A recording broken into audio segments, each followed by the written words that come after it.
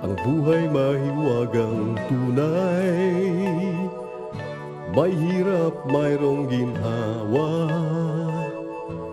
Maraming pagsubok araw-araw, ngunit kayang lampasan yan.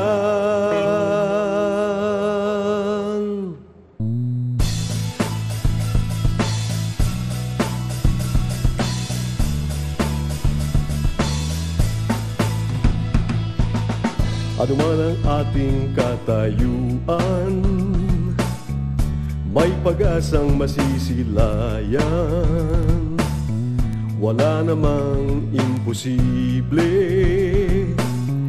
pangarap natin magyayari. Manalig lang sa may kapal at samahan ang pagsisikap.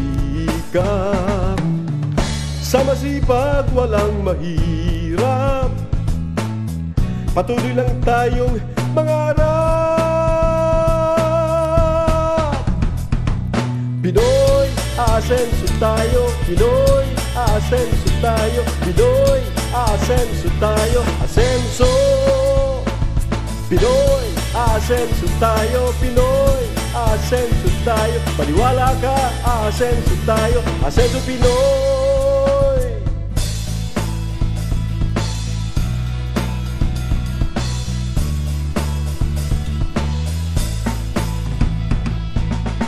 Ang buhay mahiwagang tunay, may hirap, mayroong ginhawa. Maraming pagsubok araw-araw, ngunit kayang lampasan yan.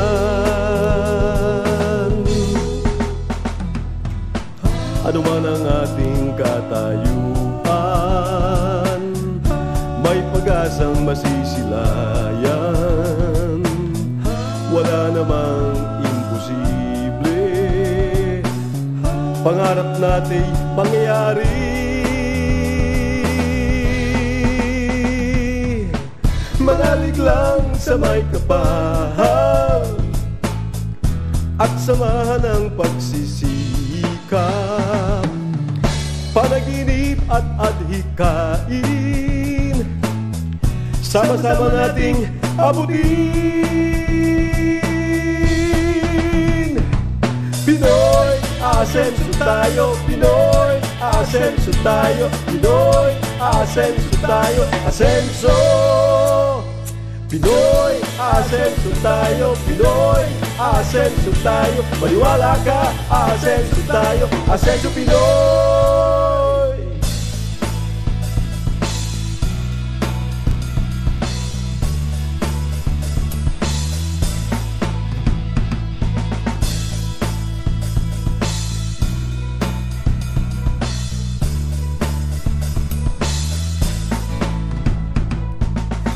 Manalig lang sa may kapal at samahan ng pagsisikap. Tamang landas kapag tinungo, tiyak ang ating pag-asenso. Pinoy, aasenso tayo. Pinoy, aasenso tayo. Pinoy, aasenso tayo. Asenso. Pinoy, aasenso tayo. Pinoy, aasenso tayo. Maniwala ka, aasenso tayo. Asenso Pinoy. Pinoy, aasenso tayo. Pinoy, aasenso tayo. Pinoy, aasenso tayo. Asenso Pinoy.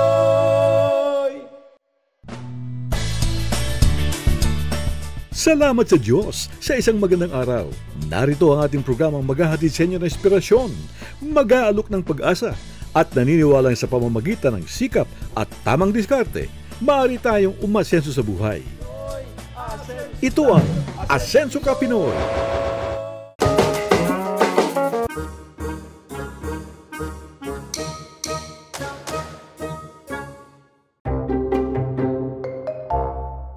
Alam nyo ba na ang bawat tao ay may kanya-kanyang henerasyon na kinabibilangan?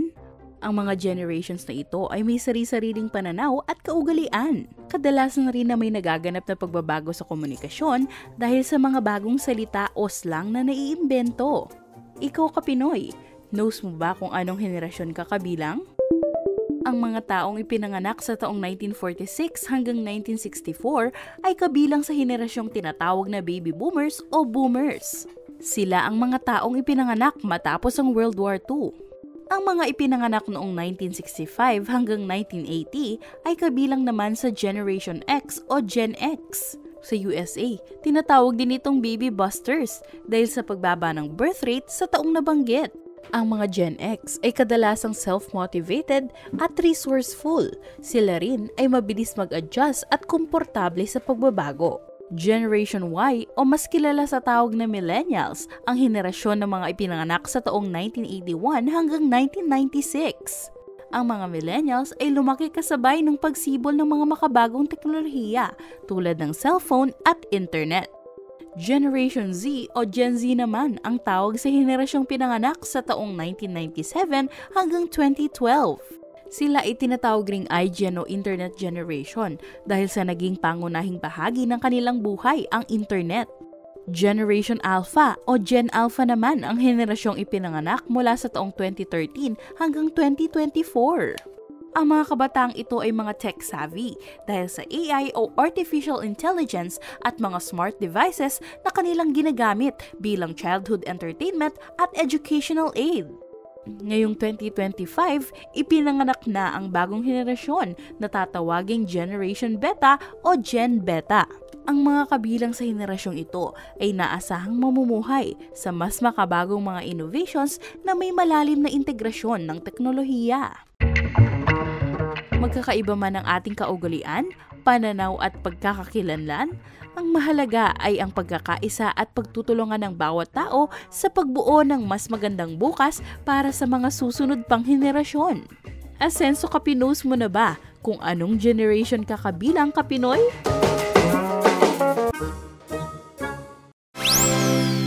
Hello Mambia Kapinoy. Please like and follow our Asenso Kapinoy Facebook page. At para maging updated kayo in our Asenso contents, you may subscribe to our YouTube channel and hit the bell button for more updates. Asenso Ka Pinoy.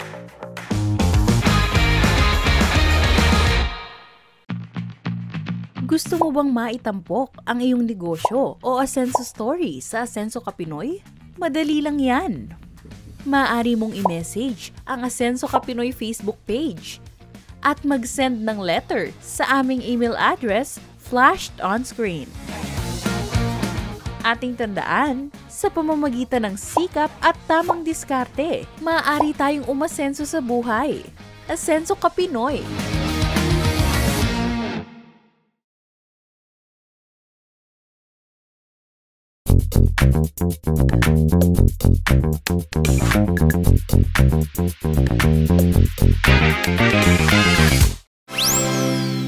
Hello Mambia Kapinoy.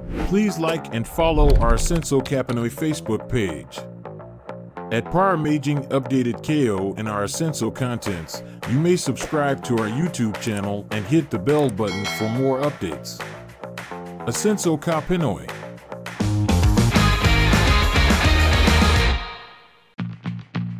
Gusto mo bang maitampok ang iyong negosyo o Asenso story sa Asenso Ka Pinoy? Madali lang yan. Maaari mong i-message ang Asenso Ka Pinoy Facebook page at mag-send ng letter sa aming email address flashed on screen. Ating tandaan, sa pamamagitan ng sikap at tamang diskarte, maaari tayong umasenso sa buhay. Asenso Ka Pinoy!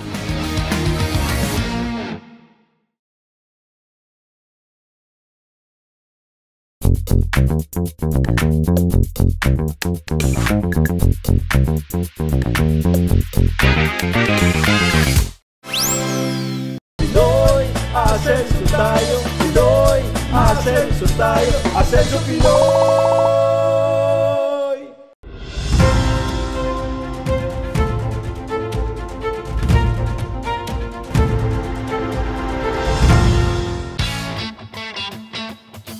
Isa ka rin ba sa mga may sweet tooth?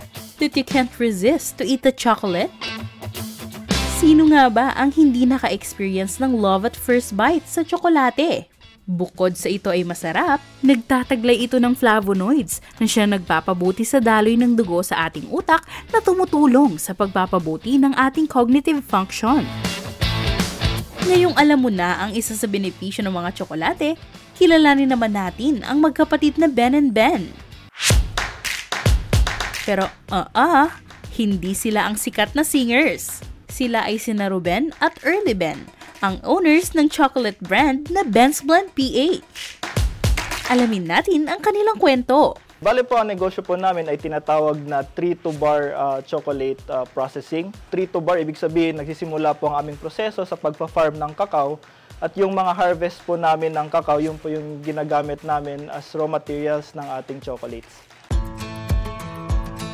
Ano nga ba ang nagtulak sa magkapatid na Ruben at Early Ben na simulan ang Ben's Blend PH? Bale po kasi ang lolo po namin, si Lolo Petronio, siya po ay isang magsasaka sa Isabela. At tuwing nagbabakasyon po kasi kami sa Isabela ay nakikita po namin kung ano yung ginagawa niya sa bukid. At na-inspire po kami kung paano po siya nagtatanim ng mga palay, ng mais. At tuwing nagpupunta po kami doon ay madalas niya po pinapangaralan niya kami kung paano po yung disiplina ng pagsasaka. So, kaya po naisip namin na what if kung magtanim kami ng kakao at yung initially ang naisip po namin ay ibenta yung beans ng kakao nung mga panahon na yon. Pero dahil nagkaroon ng pandemic, naisipan po namin na iproseso na yung kakao hanggang maging chocolate. Ang produkto po namin ay craft chocolate po, Ang ibig sabihin po ng craft chocolate ay yung ating mga raw materials na ginagamit ay natural po lahat yan. So, ang karamihan ng ingredients po namin, lalo na yung dark chocolate, ay kakao lang po na galing sa aming farm at sugar. So, kami po yung masasabi na healthier alternative sa ating mga traditional na chocolate na ginagamit. So, kung kayo po ay health conscious at gusto nyo po ng tuloy-tuloy yung paggusto ng chocolate, yung ating craft chocolate po ay isang magandang alternative. Plus, of course, proudly Filipino po yung brand natin at gusto po natin na makilala rin po ang Pilipinas bilang nagpo-produce din po ng mga world-class na chocolates. Ngayong araw ay matatakam tayo dahil ipapakita ng Ben's Blend PH ang proseso sa kanilang paggawa ng tsokolate. Hello mga ka-Pinoy, I'm Ben. Ako yung chocolate maker ng Ben's Blend PH. So, i-run through ko kayo ngayon kung paano gumawa ng chocolate. So, yung first step ng chocolate making is roasting ng beans para first ma-sanitize yung beans, tapos ma-develop din yung lasa. In roasting the beans, kanya-kanya yan per chocolate maker kung anong klaseng roasting profile na gusto nila. Pwede super roasted, meron naman iba, super light lang yung roasting. So, it's up to you kung paano nyo gustong roasting profile for your beans. So, after the roasting of the beans, ang next is cracking and winnowing. In that process, sineseparate na natin yung beans tsaka yung husk. So, in that process, we use this machine, cracker and winnowing machine. So, after the cracking and winnowing, meron na tayong tinatawag na cacao nibs. And that cacao nibs will be used for the chocolate making na talaga. So yung nibs, i-grind natin through this machine which is called melanger. So i-grind yung nibs for 24 hours up to 3 days. Depende sa type of ano yung ginagawa mong chocolate. Tapos dito na rin hinahalo yung mga asukal, mga milk, and additional cacao butter. Okay, so after nung grinding, ito yung maging finished product ng melanger. So mapapansin nyo, liquid yung chocolate, di ba? And gusto natin ma-achieve, dapat siya, chocolate bar form, hardened, shiny, tsaka medyo mataas yung melting point.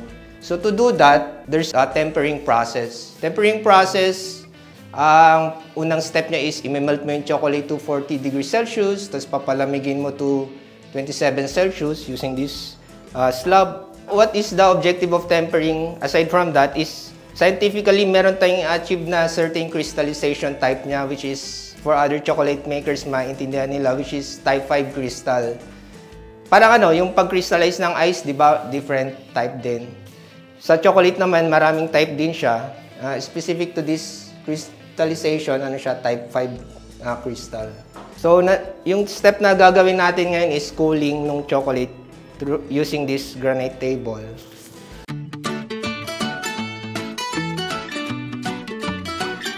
Then, i-cool natin siya by just spreading it and then agitating the chocolate para ma-create niya yung type 5 crystal.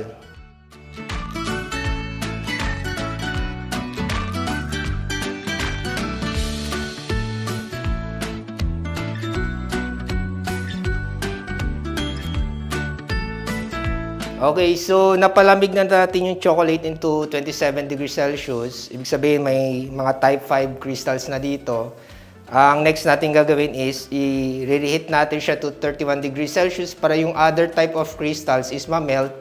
At ang maiwan lang is yung type 5 crystals which is perfect for a tempered chocolate. Okay, so we're back here sa mainit na room namin.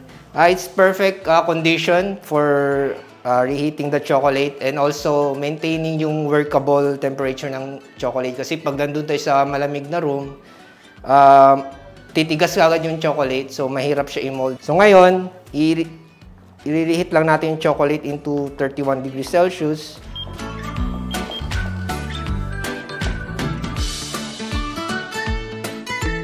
Okay, so ang next natin, this is important in doing tempering, yung tempering test. Kasi sisiguraduhin mo muna tempered yung chocolate bago mo ilagay sa mold.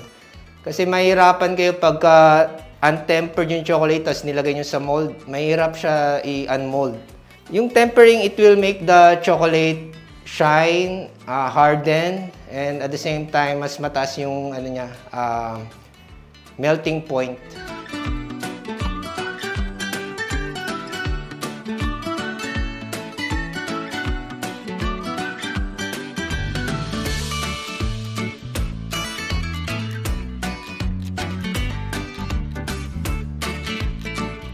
Okay, so na-mold na natin siya or kung ano man klaseng mold na gusto nyo, pwede natin siya i-chill for 30 minutes. After 30 minutes, ganito na yung maging output niya. It's a solid chocolate bar na siya.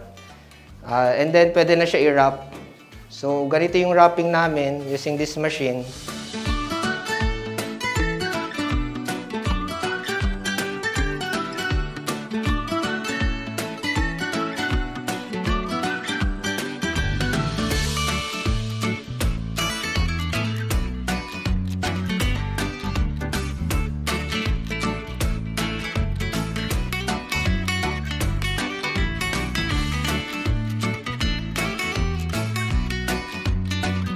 Ito na yung finished product namin. It's a bean-to-bar dark chocolate, pure cacao dark chocolate. Ben's Blend offers different percentage of dark chocolate in their products. Pwedeng-pwede kang mamili, depende sa iyong preference. Yung aming 75 at 65% dark chocolate, 189 pesos po siya. Yung ating 85% dark chocolate ay 199. 219 naman po sa zero sugar dark chocolate at 229 sa ating vegan milk chocolate. Yung ating cacao tea naman po ay 219 pesos. Aside from chocolate bars, mayroon ring cocoa tea ang Ben's Blend PH. Ang pinakapangarap po talaga natin ay makilala ang Pilipinas bilang producer ng mga quality na craft chocolate. Ayaw po natin na humihinto lang yung Pilipinas na nag-export ng mga raw materials. Ang gusto po natin ay makilala tayo sa ibang bansa doon sa mga finished products na ine-export natin. So yun po yung pinaka-goal ng Ben's Blend ay eventually makapenetrate sa export market at of course makilala din yung mga Filipino brand na mga chocolates na meron po tayo sa Pilipinas. Ako po kasi ang background ko po talaga ay agriculture. So at yun po yung madalas na tinuturo sa amin ng lolo ko pag pag nagbabakasyon kami sa Isabela, yung mga discipline ng pagiging magsasaka. So dapat tuloy-tuloy ka lang at nandun yung hard work. At yun po yung iniinom namin sa business na tuloy-tuloy lang po kami kahit may mga challenges. Hindi po dapat kayo humihinto at hindi po dapat nadi-discourage. At katulad nga po magsasaka tuwing napepeste or nababagyo, hindi po sila huminto, tuloy-tuloy lang po at yun po din yung ginagawa namin sa aming negosyo. Ruben and Early Ben of Ben's Blend PH, tandem sa kanilang business at gumagawa ng chocolate products na talagang nakaka-impress. Ayun mga Kapinoy, unang-una follow nyo po kami sa aming social media pages, Facebook, Instagram, YouTube at sa TikTok. At mahanap nyo po ang products namin, of course, sa online shops, sa TikTok shop, sa Shopee, at sa ating mga partners sa malls, sa Robinsons, sa UP Town Center, sa Ayala Malls Manila Bay, Uptown Mall Bonifacio Global City. At yun po, suportahan nyo po ang mga lokal na produkto, kasama na po ang Ben's Blend PH. Asenso Ka Pinoy!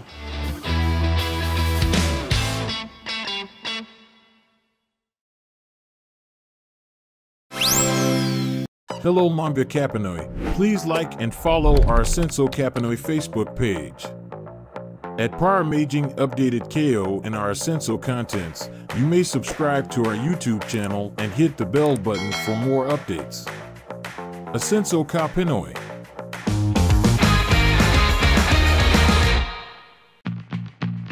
Gusto mo bang maitampok ang iyong negosyo o Asenso story sa Asenso Ka Pinoy?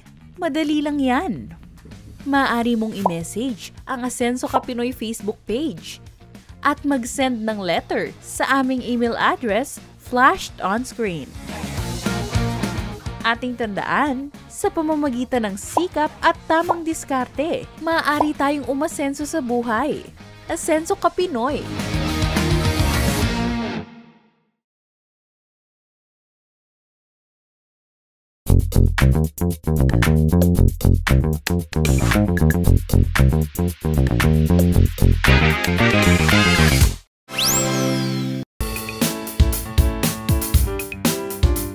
Alamin kung kailan dapat at hindi dapat maging transparent. Ang transparency ay benepisyal sa ibang tao sa pinipiling pagkakataon.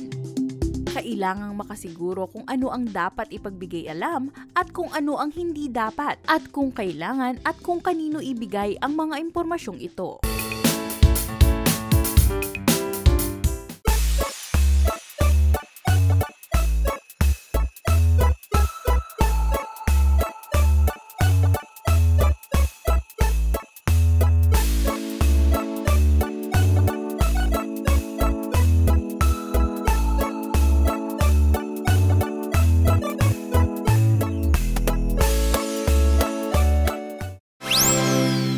Hello, Mambia Kapinoy.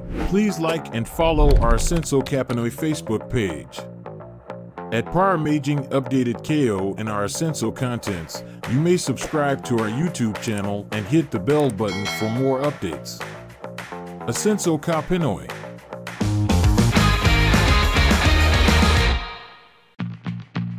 Gusto mo bang maitampok ang iyong negosyo o Asenso story sa Asenso Ka Pinoy?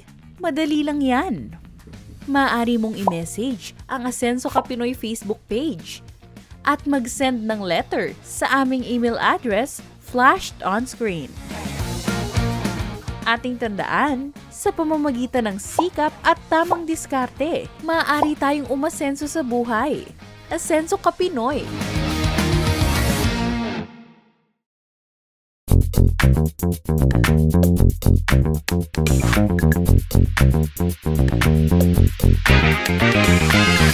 Mga Kapinoy, before we end our program, I'd like to invite all of you to please subscribe, like, follow, and share our Facebook page and our YouTube channel, Asenso Ka Pinoy. Naway naibigan niyo ang ating pagkatanghal sa araw na ito. At sana'y may napulot kayong aral na inyong magagamit tungo sa inyong pag-asenso.